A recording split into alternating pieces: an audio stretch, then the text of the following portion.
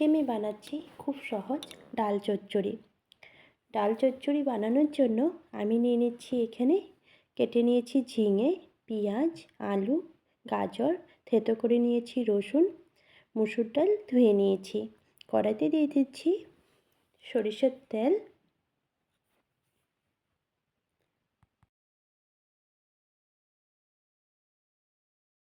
তেল গরম হয়ে গেছে, থেতো করে রাখা রসুন এখন ভেজে নিচ্ছি। রসুন ততক্ষণ ভাজতে হবে যতক্ষণ রসুনের কালার গোল্ডেন হয়ে যায়। রসুনের কালার গোল্ডেন হয়ে গেছে, এখন দিয়ে দিচ্ছি কেটে রাখা পেঁয়াজ। পেঁয়াজ রসুন আবারও একসাথে কিছুক্ষণ ভেজে নিচ্ছি। পেঁয়াজ রসুন একসাথে খুব ভালো করে ভাজা হয়ে গেছে, এখন দিয়ে দিচ্ছি কেটে রাখা ঝিঙে, দিয়ে দিচ্ছি আলু, গাজর। রসুন পেঁয়াজের সাথে সবজিও খুব ভালো করে ভেজে নিচ্ছি। এখন দিয়ে দিচ্ছি ধুয়ে রাখা মুসুরির ডাল। রসুন পেঁয়াজ সবজির সাথে মুসুর ডালও খুব ভালো করে ভেজে নেব। দিয়ে দিচ্ছি সামান্য একটু হলুদ গুঁড়ো, দিয়ে দিচ্ছি স্বাদ মতো নুন।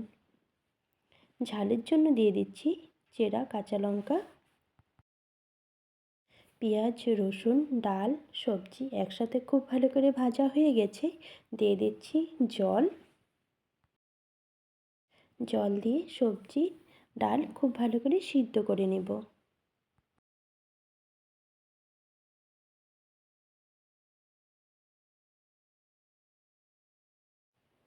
ডাল সবজি খুব ভালো করে সিদ্ধ হয়ে গেছে, নামানোর শেষে দিয়ে দিচ্ছি ধনেপাতা কুচি।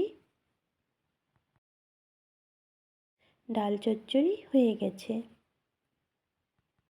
গরম গরম ভাতের সাথে পরিবেশন করছি ডাল চচ্চড়ি।